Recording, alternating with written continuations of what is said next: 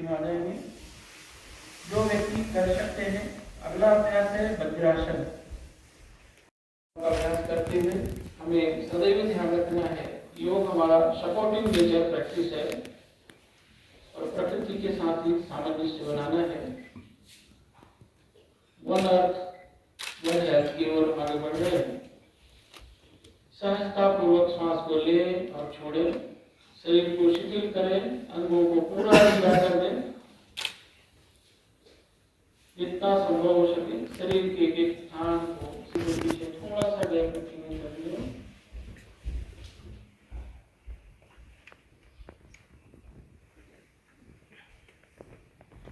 वापस आएंगे, धीरे धीरे श्वास भर के पैरों को आपस में मिला के रखेंगे और श्वास को छोड़े। हमने सब कुछ प्रकृति से सीखा है।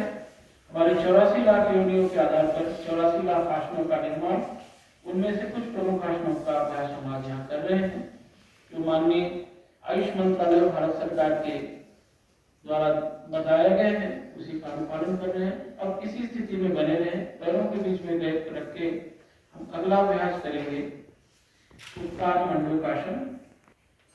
पैरों में गैप रखेंगे और ऊपर की ओर ले जाता है।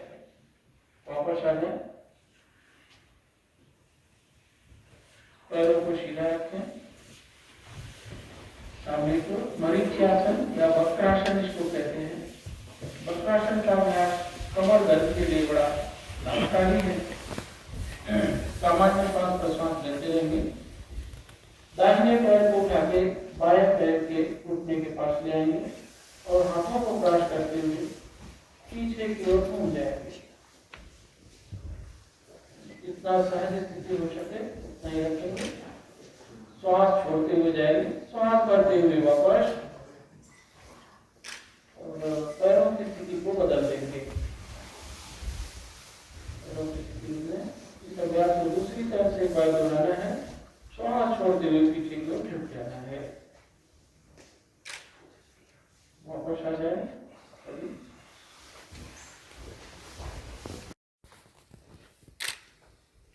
आज विश्व योग दिवस के अवसर पर हम सभी लोग यहाँ राजभवन में एकत्रित हुए हैं। योग हमारे ऋषि और महर्षियों के द्वारा संपूर्ण विश्व को दिया गया एक वरदान है।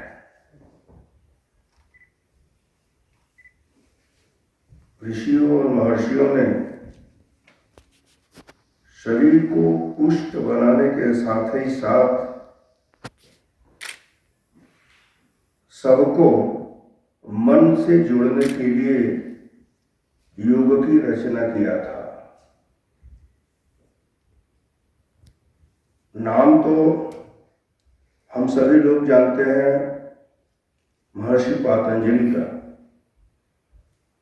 लेकिन देखिए तो समस्त क्रियाओं का अगर कोई दा है तो वह शिव है। शिव ने योग को दिया, शिव ने नृत्य को दिया, शिव ने साधना को दिया और शिव ने साधना को करते करते अपने को पूरी तौर पर उसी में आत्मसात करने का भी सभी संसार को, पूरे संसार को लय का भी स्वरूप दिया। आज मुझे इस बात के लिए गर्व होता है कि भारत की यह योग परंपरा बीच में छीड़ हुई थी,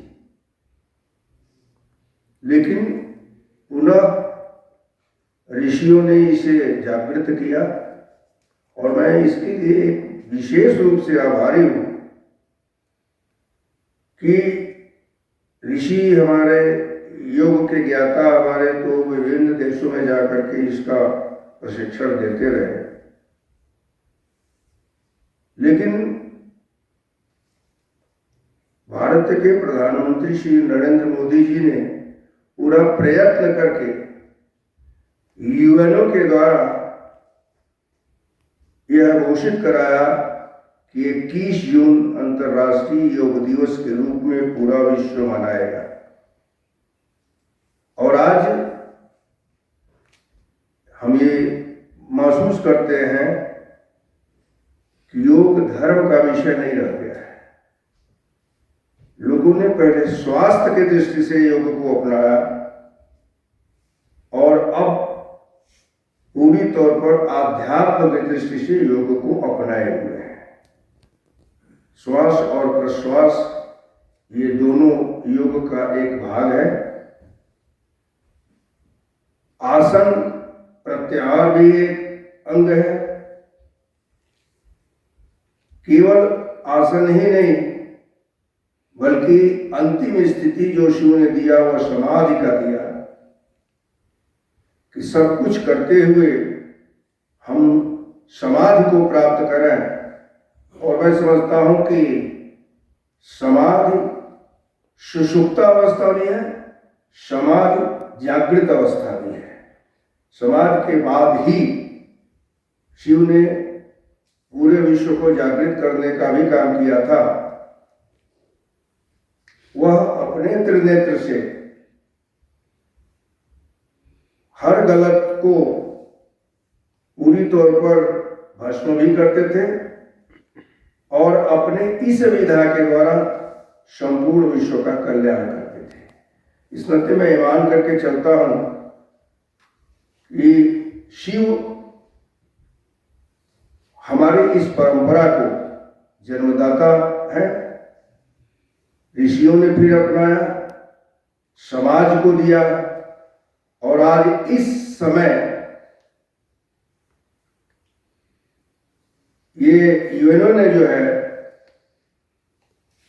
प्रधानमंत्री श्री नरेंद्र मोदी जी के आग्रह पर जो दिन तय किया है कि यह पूरे विश्व के लिए शुभ हो, उनके स्वास्थ्य के लिए, उनके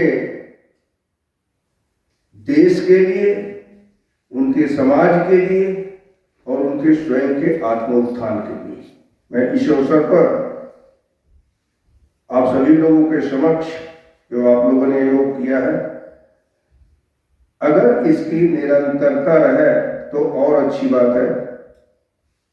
आज के इस अंतर्राष्ट्रीय योग दिवस के समय सबको शुभकामना देता हूं। बहुत बहुत धन्यवाद।